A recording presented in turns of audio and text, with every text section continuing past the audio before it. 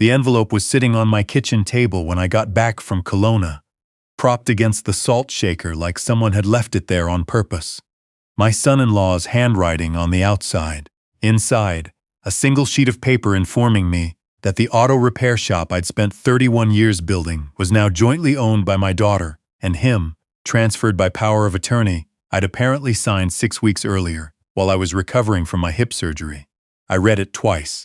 Then I set it down, poured myself a coffee, and sat in the same chair I'd sat in every morning since my wife passed. The signature at the bottom of the transfer document wasn't mine. I knew that the same way I knew my own hands. 40 years of signing invoices, service orders, supplier contracts. My name has a particular drag on the second syllable, a slight leftward lean on the capital R that no one would think to replicate unless they'd watched me sign something very carefully and very recently. Whoever had done this had gotten close, not close enough. I didn't call my daughter right away. I sat with my coffee until it went cold, then I picked up the phone and called my accountant instead.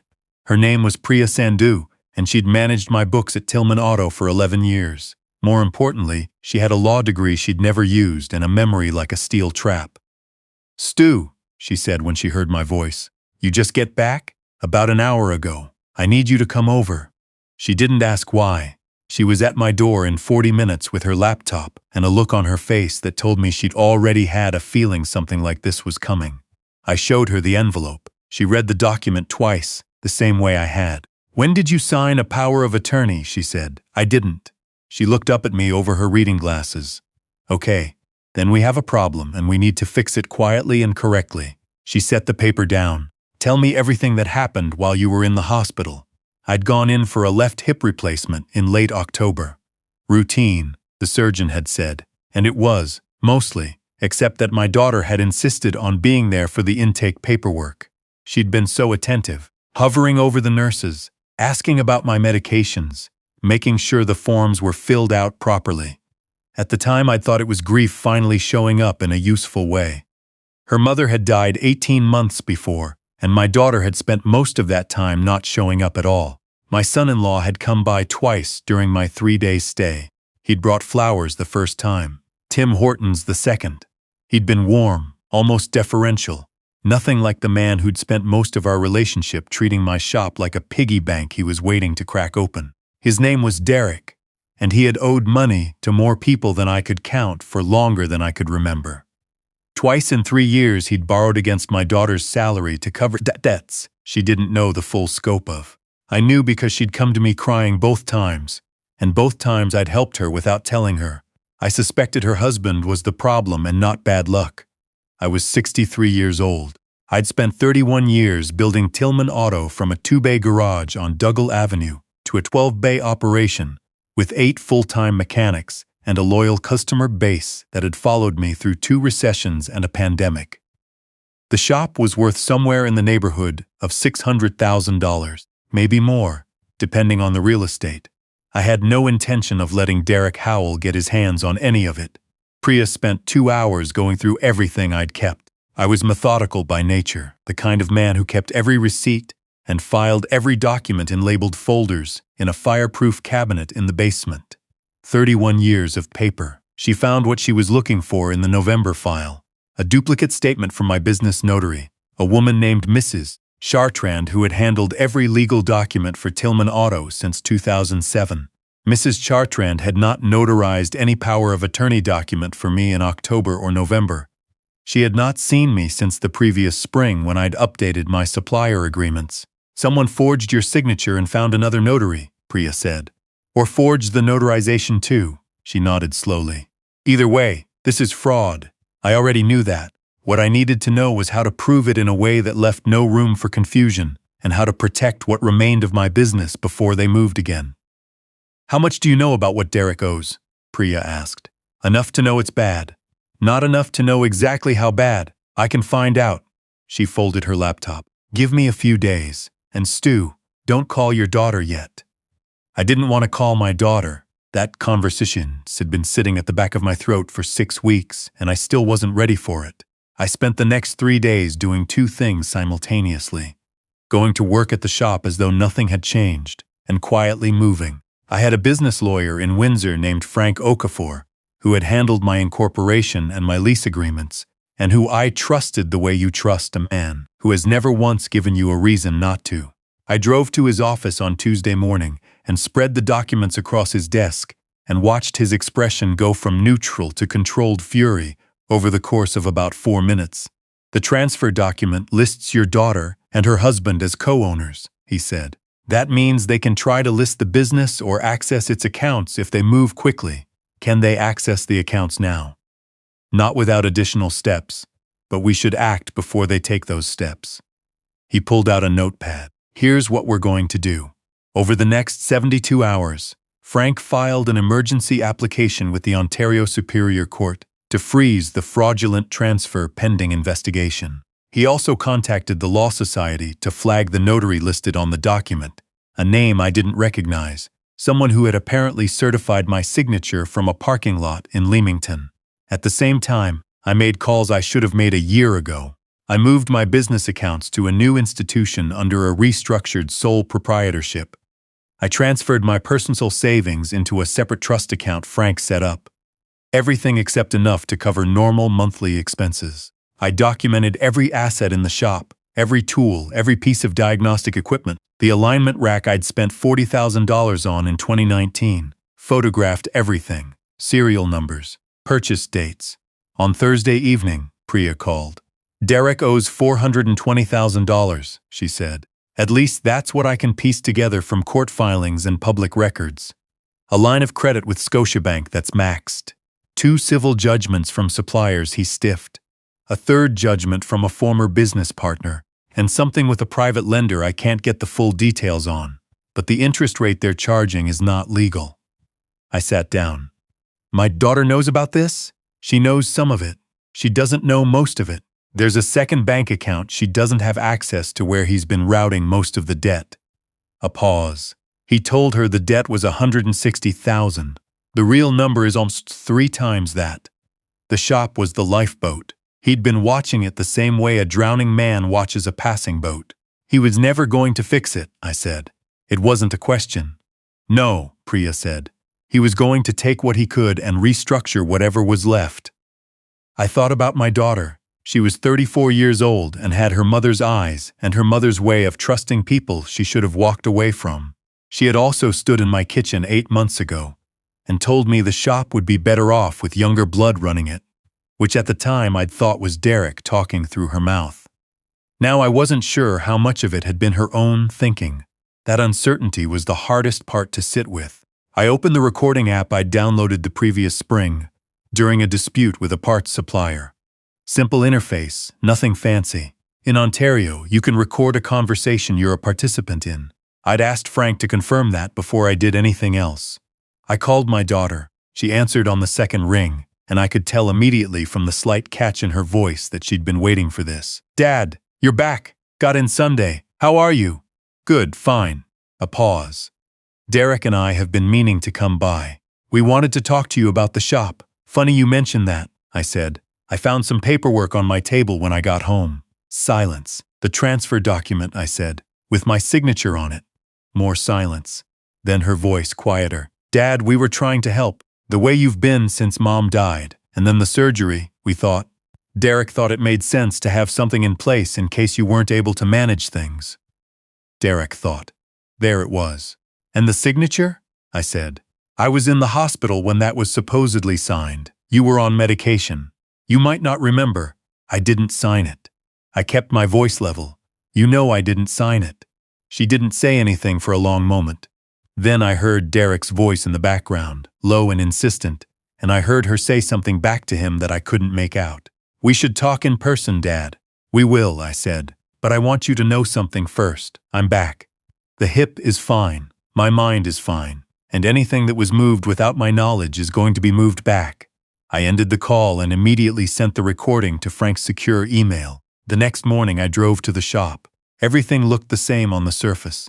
My name on the sign above the bays, the Tillman Auto logo my wife had designed on a napkin at a diner in 1993 because she said my original logo looked like a sad gear. My head mechanic, a man named Olu who had worked for me for 16 years, was already under a Silverado when I walked in.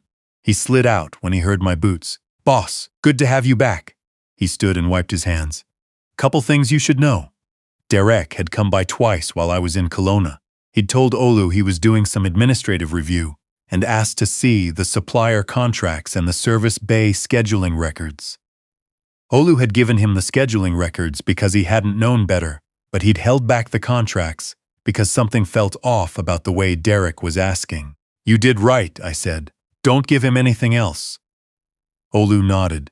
He'd been with me long enough to understand when something serious was happening and when to keep his mouth shut about it. I spent the morning at my desk reviewing what had been accessed and what hadn't. Derek was moving carefully but not carefully enough. He'd taken photographs of the equipment with his phone during one of the visits. Olu had noticed but hadn't mentioned it at the time. I called Frank during my lunch break. The freeze application went through, he said. They can't transfer the business registration or access the commercial accounts. But expect them to file a counterclaim. Derek's probably already talked to a lawyer. He had. 3 days later, I received a letter from a firm in Mississauga. A lawyer named Sherry Baines representing my daughter and son-in-law, claiming that I had in fact signed the power of attorney document during a period of cognitive and emotional vulnerability following hip replacement surgery and the recent death of a spouse. The letter also claimed that my daughter had spent $42,000 on shop improvements she'd paid for, personally, and for which I had verbally promised reimbursement. I'd spent exactly no money on shop improvements in the past 2 years and made exactly no verbal promises about reimbursement to anyone. The cognitive vulnerability angle was Sherry Baines being thorough. I'd seen it before. It's a useful narrative when you can't attack the facts, make the other party seem confused and erratic, and maybe the judge gives you the benefit of the doubt. I called Frank. They're going the capacity route, I said. I expected that. We'll request an independent assessment. You'll pass it without breaking a sweat. In the meantime, I'm going to file the affidavit from Mrs. Chartrand. She's already confirmed in writing that she did not notarize your signature. That's the bedrock of this case. He was right. Whatever narrative Sherry Baines was building, she couldn't change the fact that my notary of 17 years had not been present when my supposed signature was certified. Someone else had. That someone had a name and a commission number and a record that was now being examined by the Law Society. The following week, a former customer stopped me in the parking lot of the Canadian Tire on Walker Road. He was a retired electrician named Don, who had been bringing his truck to me since 1998. Stu, he said, looking uncomfortable. I don't know if this is my business, but I saw your son-in-law at Rizzo's on Friday, having dinner with a real estate agent. I know her. She sells commercial property. He had a folder with him. Looked like listings. I thanked Don. He waved it off and said he hoped everything was okay. I called Priya from the car. He's already talking to commercial real estate agents, I said. That's desperation, she said. He's racing the clock. He knows the freeze is in place, but he's probably hoping he can move fast enough before the courts act, or he's showing his creditors he has a plan. It was probably both. When a man owes $420,000, you'll tell anyone who'll listen that you have a plan. That night I drove past the shop on my way home the way I had for 3 decades. My name on the sign, the bay doors down, the lights off except for the security lamp above the service entrance that Olu always left on. I had poured every year of my working life into this place. My wife used to say I was more emotionally attached to the garage than to most human beings. And she wasn't wrong, and we both thought that was funny. She wasn't around to think it was funny anymore. I sat in the parking lot for a few minutes. Then I drove home. 2 weeks after the freeze was filed, Frank called with news. The notary whose name appeared on the fraudulent power of attorney document had been identified. A man named Clifton Farr, who held a commission out of Leamington, and whose LinkedIn showed a sideline in Mobile Notary Services. Frank had obtained his phone records through a civil disclosure process, and there was a call to my son-in-law's cell phone 3 days before the document was dated. Clifton Farr is cooperating, Frank said. He says he was told you were too ill to come to an office. He certified the signature based on a photo ID Derek showed him, and a verbal confirmation that you had already signed in his presence at home. A pause. He's willing to provide a sworn statement. What does he get? His commission is being suspended regardless. but he'd rather tell the truth now than be named in a fraud proceeding and lose it permanently. Clifton Farr's statement went into the file. I also received, that same week, the results of the independent capacity assessment. A psychologist in London, Ontario, had administered the evaluation at Frank's request. The report ran 4 pages and concluded with clinical directness that I demonstrated full cognitive capacity, intact executive function, sound judgment, and no indicators of diminished capacity, consistent with the period in question. The dementia narrative was done. What happened next is the part I find hardest to talk about. Not because it was dramatic, but because it involved my daughter in a way that still sits in my chest like something that doesn't quite dissolve. She came to the shop, alone, on a Wednesday morning in December, when the bays were quiet. She walked in through the side door the way she had since she was a teenager, the way she knew to walk in because her mother had shown her. She sat down across from me at my desk, and she looked like she hadn't slept in several days. "I need to tell you something," she said, "and I need you to let me say it before you respond." I nodded. She told me she had known the power of attorney wasn't properly signed. She hadn't been in the room when Derek arranged the notarization, but she'd known it wasn't a legitimate document, and she'd signed her own name to the transfer paperwork anyway, because Derek had told her it was the only way to protect the business before I got too sick to protect it myself. That was the story he'd told her, that I was declining, that I'd forget to pay suppliers and miss tax filings, and that the shop would collapse under me and she'd lose everything she stood to inherit. None of it was true. She knew that, on some level, but she'd let herself believe it because it gave her permission to do something she knew was wrong.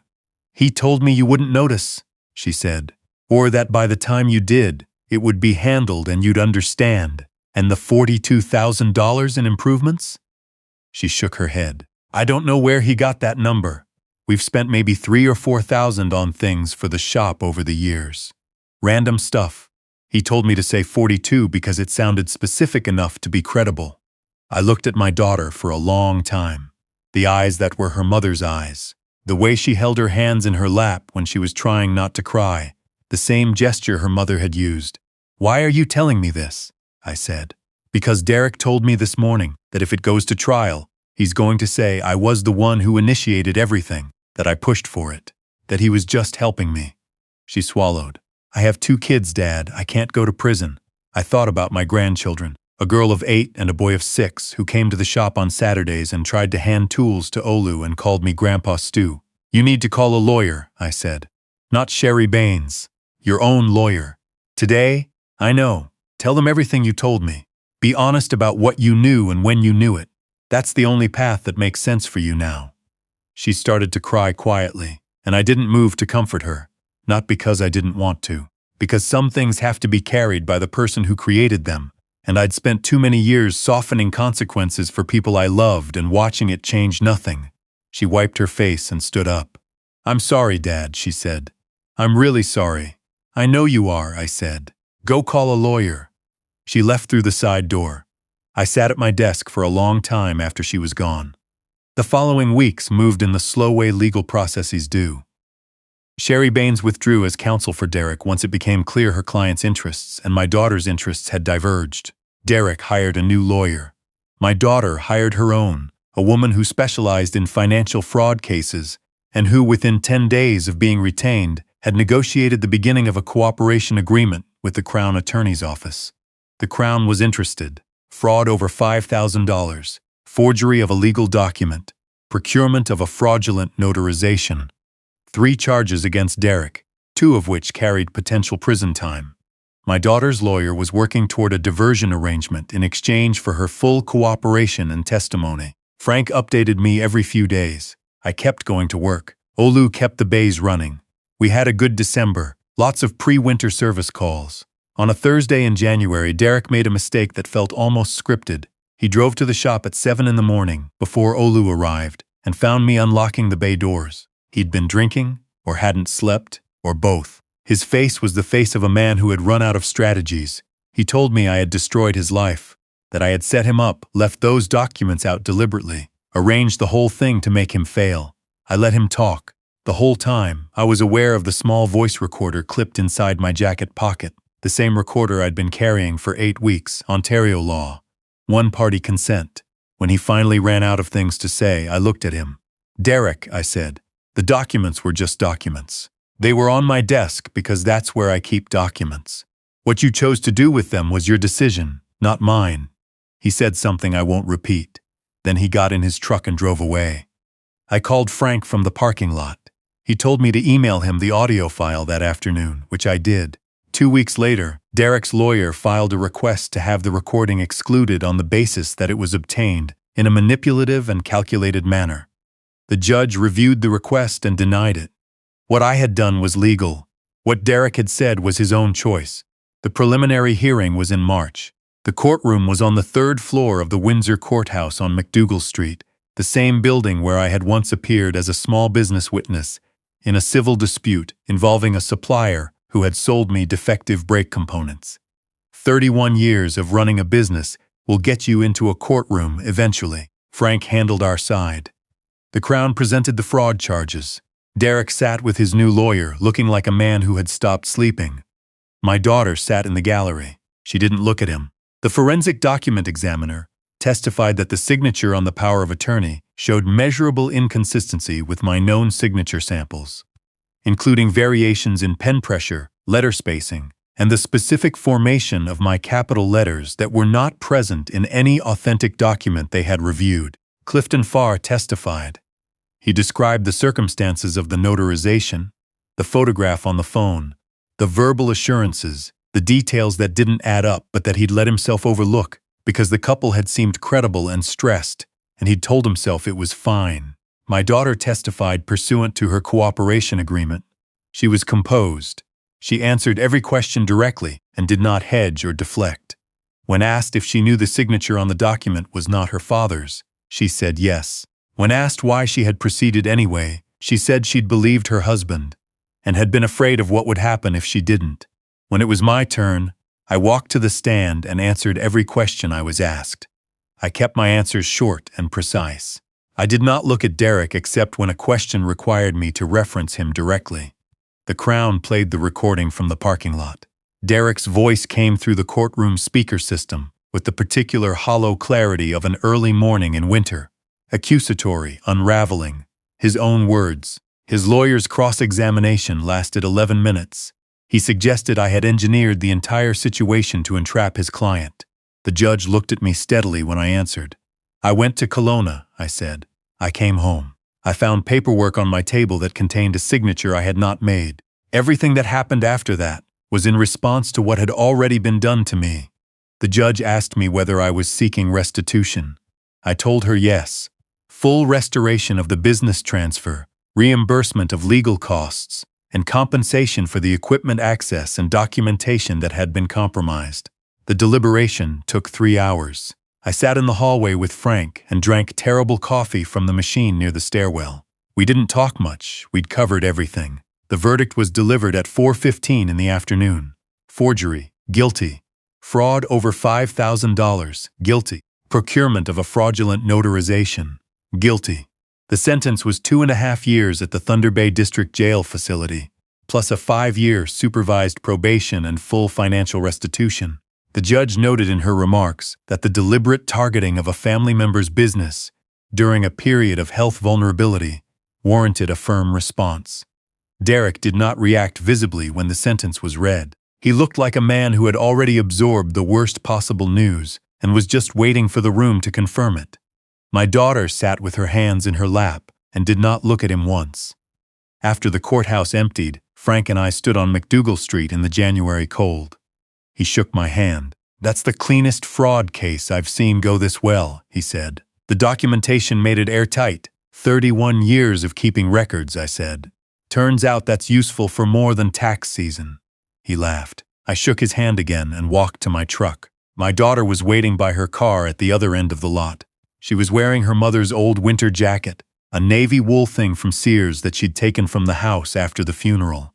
I hadn't known she'd kept it. "Dad," she said. I stopped. "I know the cooperation agreement means I don't go to prison. I know that. But I also know that I was part of this, and I'm not asking you to pretend otherwise." She looked straight at me. "I'm going to pay you back. whatever the restitution amount is for the legal fees and everything else. It'll take time, but I'm going to do it. That's between you and your lawyer and the court, I said. I know. I'm not asking for anything. I just needed you to hear that. She pulled her keys out of her pocket. Grandpa Stu, she said, which is what my grandchildren call me. The kids ask about you. They miss you. I looked at her for a moment. Tell them I'll be at the shop on Saturday, if they want to come help, Olu. She nodded. She got in her car. I drove home through the Windsor streets I'd driven for 40 years, past the water tower, past the old Ford plant, down Riverside Drive, where the river was gray and flat in the winter light. At home, I changed out of my good suit, made a pot of tea, and sat at the kitchen table, where I'd sat every morning since my wife died. The salt shaker in the middle, the window looking out at the yard she used to garden. I thought about her, about what she would have said about all of this. She was a practical woman, and she loved our daughter in an uncomplicated way that I'd never quite managed. I think she'd have been heartbroken about it, and I think she would have handled it better than I did. She'd have found a way to hold both things at once, the legal clarity and the grief, without needing to separate them. I'm still working on that. Priya came by that evening with a bottle of Ontario wine she'd been saving for a good occasion, and we sat in the living room, and she walked me through the financial restoration timeline. The business transfer had been officially reversed. The accounts were intact. The shop's credit rating was unaffected. The only lasting damage was to the Victorian chair I'd had in the waiting area since 2003, which Derek had apparently decided to use as a step stool during one of his visits to reach a high shelf, and which had a cracked leg that Olu had glued, but which was never quite the same. Olu put a new chair in the waiting area, a good one. Customer donated it, said he'd been coming to Tillman Auto for 20 years, and figured we deserved better furniture. In February, the grandchildren came on a Saturday, as I'd told their mother they could. My granddaughter is 8 and already knows the difference between a socket wrench and a torque wrench, which I find privately thrilling. My grandson is 6 and mostly interested in spinning things. Olu showed them how to check oil. They wore gloves 2 sizes too big. They were very serious about it. I watched from the door of the office, the same door I'd stood in for 3 decades watching the bays. Frank called in March to say the restitution order had been finalized. Payment plan over 12 years, consistent with Derek's expected earning capacity upon release. I'd see money starting the following spring. It wouldn't all come back. Some of it never would. That was all right. In the end, I'd been gone for 10 days in Kelowna. 10 days of watching my brother-in-law fish badly, and eating good food and sleeping better than I had in a year. I'd come home to an envelope on my kitchen table and a signature that wasn't mine. They had counted on me being old, on the surgery, on grief making me slow. I had been slow. Once, for a while after my wife died, I had moved through the world like a man walking in deep snow. But grief doesn't slow a man forever. At some point it just becomes part of how you walk. The shop opens at 7:30. Olu arrives first and has the lights on by the time I pull in. The bays fill up. The phones ring. My name is still on the sign above the doors, the same logo my wife drew on a napkin at a diner 30 years ago. The key still fits. That's what matters most. The key still fits.